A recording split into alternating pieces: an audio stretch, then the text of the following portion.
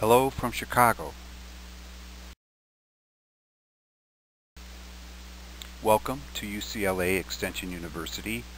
I am David DeBoard, and we are going to be looking at high-rise plumbing design 400.14.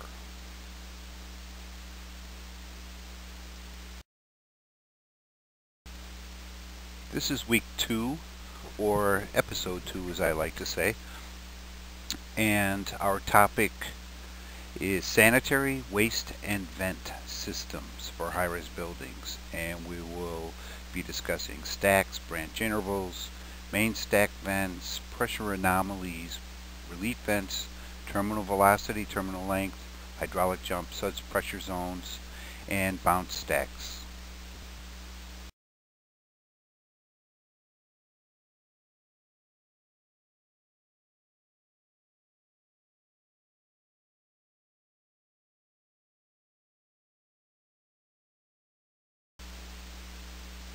As with all of our sessions, our purpose is not to cover everything we ever wanted to know about these systems. Our goal is to explore some of the reasons that high-rise buildings may require some additional considerations, and what might those considerations be.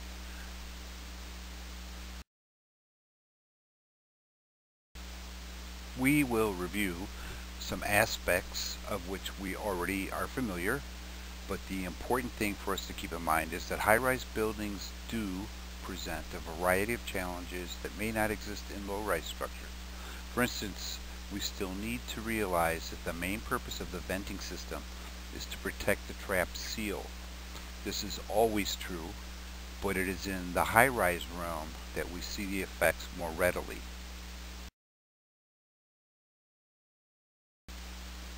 The purpose of the sanitary drainage system is to remove effluent discharged from plumbing fixtures and other equipment to an approved point of disposal. Sanitary drainage system generally consists of horizontal branches, vertical stacks, a building drain inside the building, and a building sewer from the building drain to the point of disposal.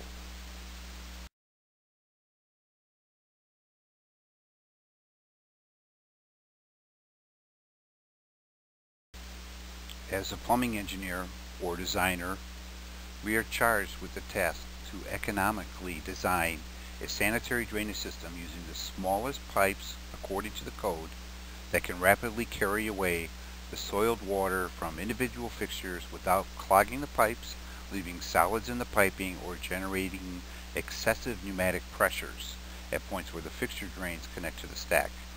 This might cause the reduction of trap seals and force sewer gases back into the inhabitable areas and create undue noise as well. Plumbing codes establish a minimum acceptable standard for design and installation of systems, including sanitary drainage. There are various model codes, but some states and cities have adopted plumbing codes other than those usually associated with the region. Because of this non-standardization, the actual plumbing code used for each specific project must be obtained from a responsible code official prior to starting work.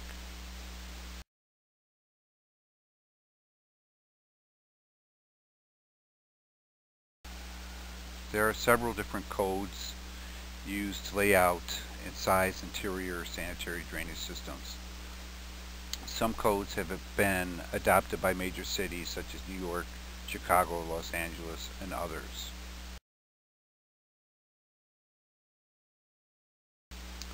The information pertaining to sanitary design for any specific project appears in the approved local plumbing code and must be the primary method used for the accepted methods and sizing. The tables and charts that we are using here are used only to illustrate and augment the discussions of sizing methods, sizing procedures, and design methods, and may not be appropriate for a given actual design purpose.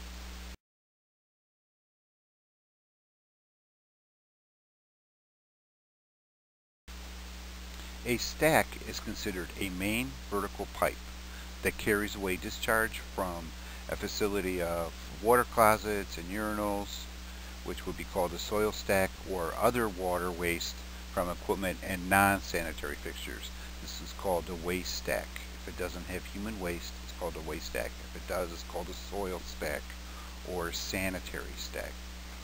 The terms may seem to some people as a little misplaced because we would probably not think of the pipe carrying human waste as sanitary in nature. But this is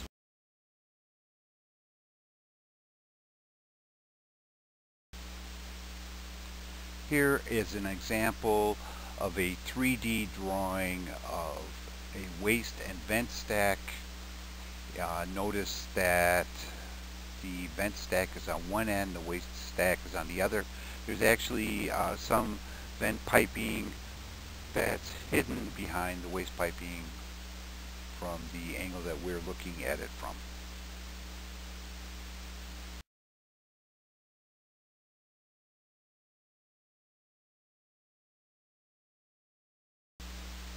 Flow from the horizontal fixture branch drain empties into the vertical stack fitting, which may be a long-term TY or a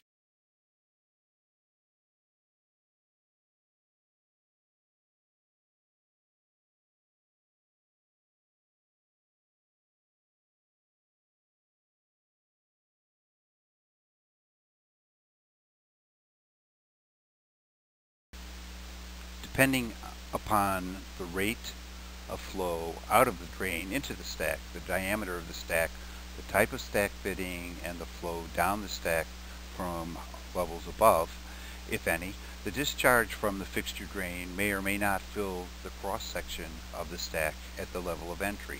In any event, as soon as the water enters the stack, force of gravity rapidly accelerates it downward, and before it falls very far, it assumes the form of a sheet around the wall of the stack, leaving the center of the pipe open for the flow of air.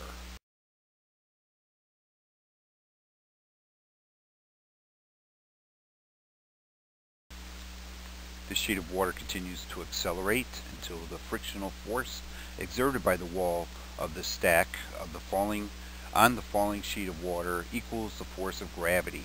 From that point on, if the distance the water falls is great enough, and provided that no flow enters the stack at lower levels to interfere with the sheet remains unchanged in thickness and velocity until it reaches the bottom of the stack.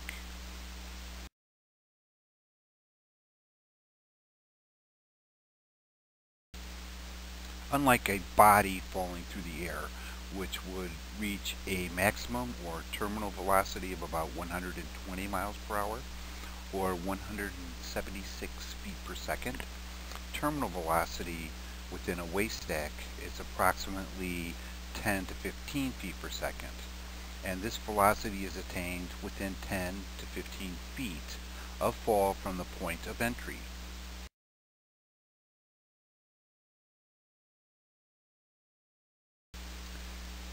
This is because of the friction between the sheet of falling water and the interior surface of the waste piping as it spirals down the pipe wall.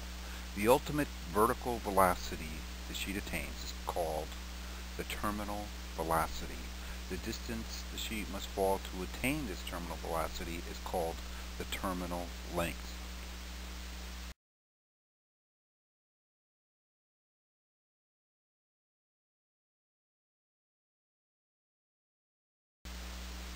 These numbers can be calculated with this formula.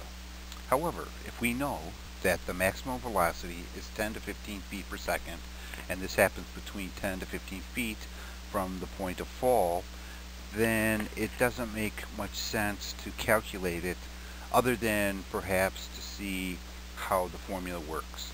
But you won't know that it's always going to be 10 to 15 feet per second.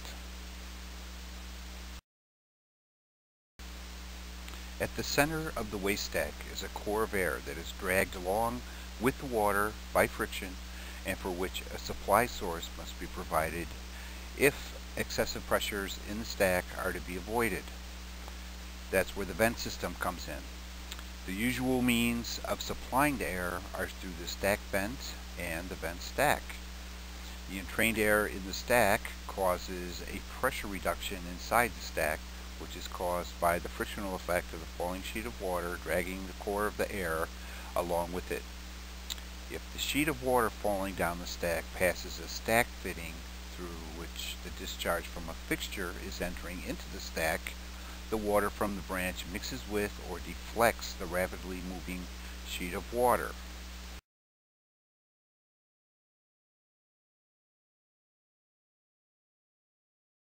An excess pressure in the drain from which the water is entering the stack is required to deflect the sheet of water flowing downward or mix the branch water with it. The result is a back pressure created in the branch, which increases with the flow rate and flow velocity down the stack and with the rate of flow out of the drain. The importance of this research is that it conclusively abolishes the myth that water falling from a great height will destroy the fittings at the base of a stack, which seems quite reasonable, doesn't it? But the velocity at the base of a 100-story stack is only slightly and insignificantly greater than the velocity at the base of a 3-story stack. The actual concern is the weight of the stack, which must be supported by clamps at each floor level. Just imagine how 100 feet of pipe would be pretty heavy.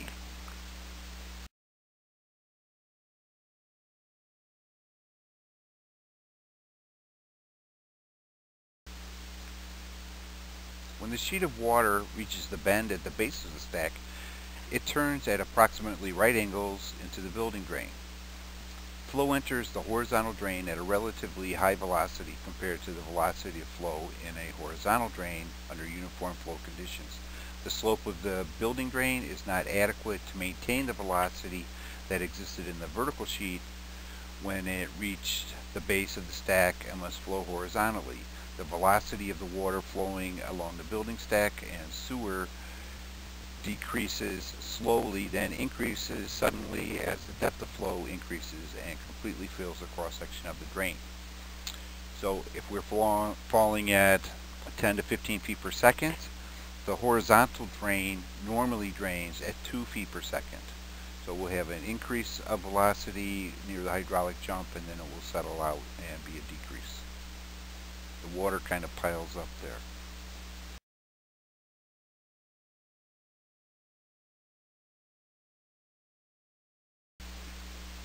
This is called a hydraulic jump.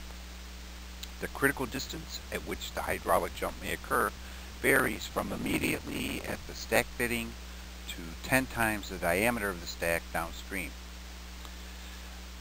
Less hydraulic jump occurs if the horizontal drain is larger than the stack.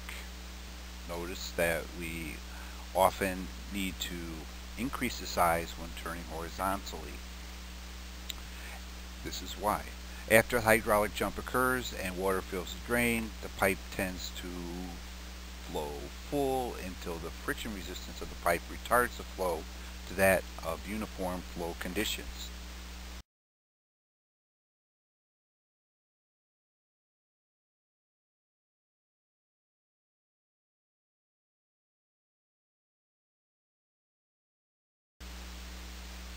We experience pressure anomalies within the drainage system. Because of the pressure conditions in a stack and a building drain, the wastewater does not fill the cross-section anywhere, so the air can flow freely along with the water. The water flowing down the wall of the stack drags air with it by friction and carries it through the building drain to the street sewer. The air is then vented through the main street sewer system so dangerous pressures do not build up. The generally accepted pressure is plus or minus 1 inch of water column.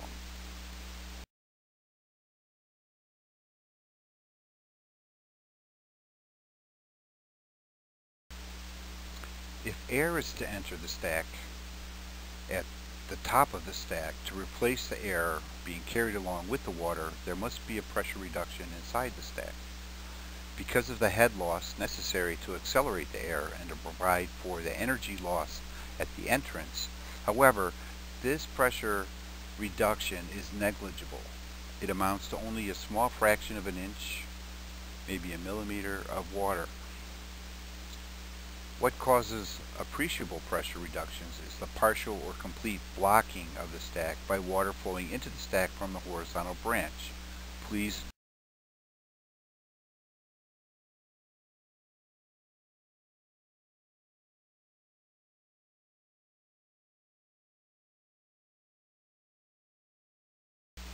a small increase in pneumatic pressure will occur in the building drain even if there is no complete blocking of the airflow by a hydraulic jump or by submergence of the outlet of the building sewer. This is due to the decrease in cross-sectional area available for airflow when the water flowing in the drain has adapted itself to the slope and diameter of the drain.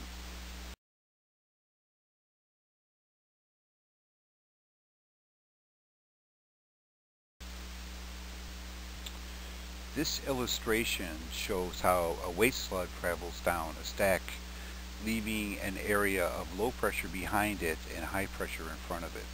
So it's squeezing the air ahead of it and leaving a slight vacuum behind it.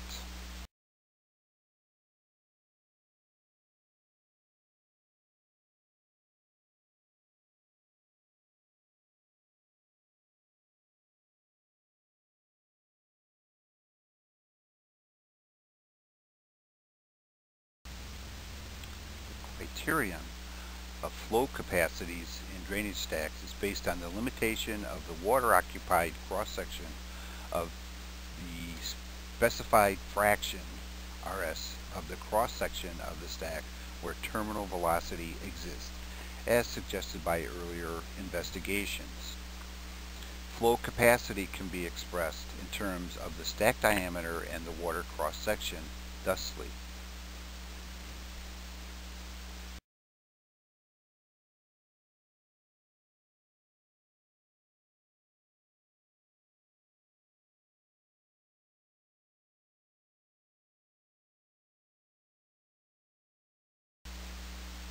Here we have a chart that shows the values of flow rates based on R equals 1/4, 7/24, and 1/3.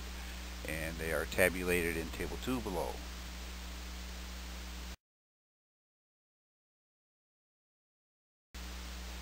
It is interesting that both Dawson and Hunter, in entirely independent investigations, right about the same time, came to the conclusion that slugs of water with their accompanying violent pressure fluctuations did not occur until the stack flowed 1/4 to 1/3 full. Most model codes have based their stack loading on tables on a value of R equals 1/4 or 7/24.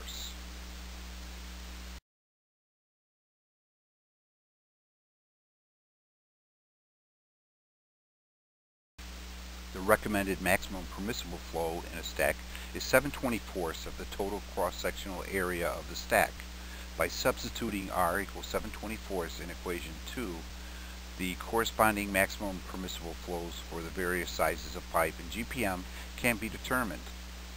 Table 3 lists the maximum permissible fixture units to be conveyed by stacks of various sizes.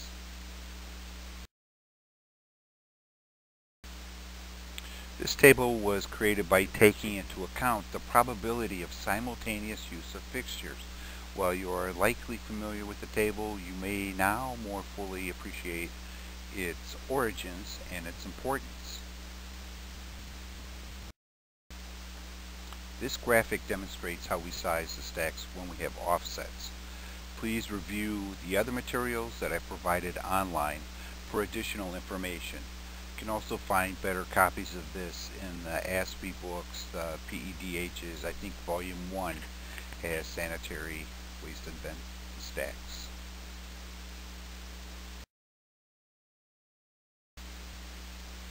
When we have stacks that are more than 10 branch intervals in height, we need to include relief vents at every 10 branch intervals starting at the top.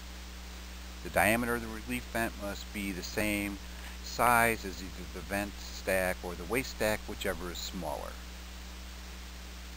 please look at the diagrams to see how that works. Note that this is one continuous diagram broken into two pieces so that we can make it big enough for you to be able to view clearly.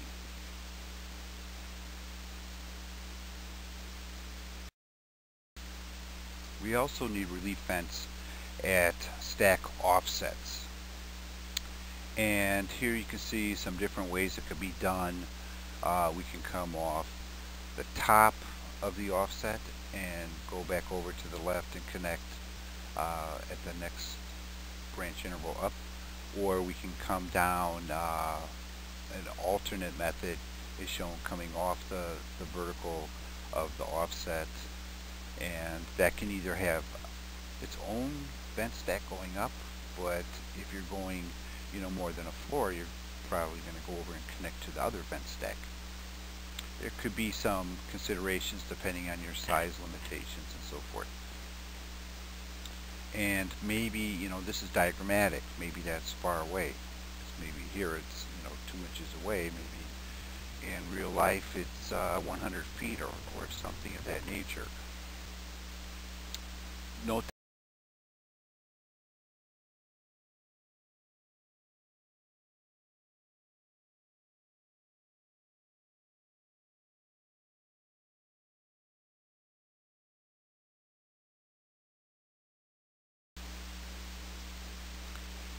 here we have taken the previous slide and broke it into a few pieces so you can see it more clearly.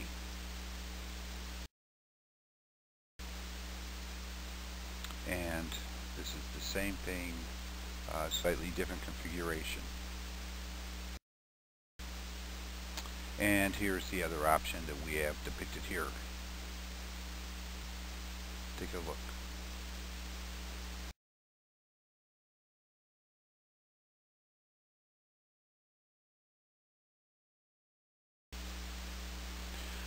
Here we can see various vent stack connections. On the left, if we look at version A, we see at the top left, we see that we need to connect the vent stack within 10 pipe diameters of the soil stack. On version B, we see that we connected it into the soil stack itself. And C, we're looking at the top, at the vent through the roof. And D, we're looking at 2 sets of stacks, and they are connecting together through one vent header for one vent through the roof. You would determine, based on how far apart they are and how many holes you want to make in the roof, whether it's better to have a common vent through the roof or separate. Remember, every time you make a hole, you've created other opportunities for leakage. So we like to avoid them if possible, but we don't want to run too far because the piping is expensive. Notice that we are pointing to the stack vent and the vent stack. You need to know the difference because they're not the same thing. Suds pressure zones occur on any waste stack that has a good amount of suds in it. It could be from laundries, or it could be from dishwashers, or it could be from tubs. Sometimes you have a big tub with a lot of bubble bath in it, and this can create a lot of suds in the stack, and what happens is that suds can be pushed up out of other fixtures, and people don't like to see suds coming out of their drain. Do you want to get into a bathtub that is full of suds from someone else's bathtub? Maybe not. So it's included in most codes. Some people are saying that it doesn't do anything. I disagree. I've seen actual real-life situations where the sud zone was not installed as designed, and there were suds coming out of a drinking fountain, and until it was remedied, and reinstalled as designed to have the suds pressure zone intact, the problem could not be alleviated. Something that you could notice here is that we're looking at, in this case, you see the offset. You can see that we have 40 times the diameter of the stack and 10 times the diameter of the stack. Remember, 10 times the stack diameter is the same as a hydraulic jump. So what we are basically saying, and you will have to look at the code for your location to see exactly how far you have to go, how high you have to go. But basically the bottom stacks, the bottom fixtures on any stack should connect horizontally downstream at least 40 diameters, or at least 10 pipe diameters downstream.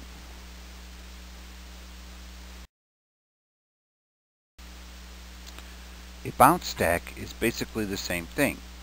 It's similar to a suds pressure zone, but it may not have suds, and it may not be in the code, but it's still something we need to be aware of. We connect the bottom floor at any horizontal offset of the waste stack 10 pipe diameters downstream to avoid the hydraulic jump. This is done on all waste and sanitary stacks regardless of their payload. This is something that contractors often will try to value engineer out of the project, but make sure that you show it and make sure that you insist on it being installed. It's not much expense, and it really does make a difference in the performance.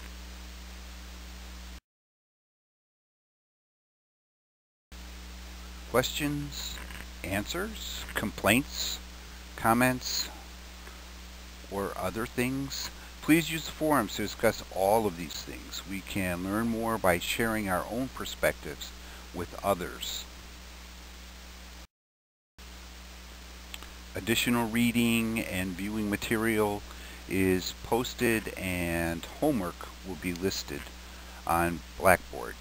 Please review the homework policy statements that I have placed on Blackboard. Let me know if you have any questions or comments regarding these requirements.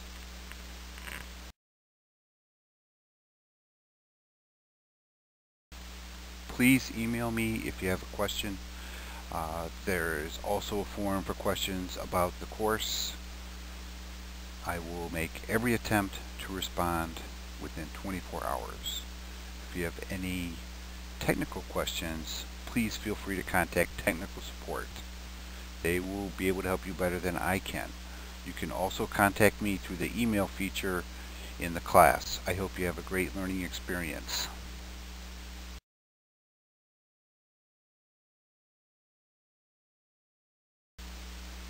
Thank you for joining us. Have a good week.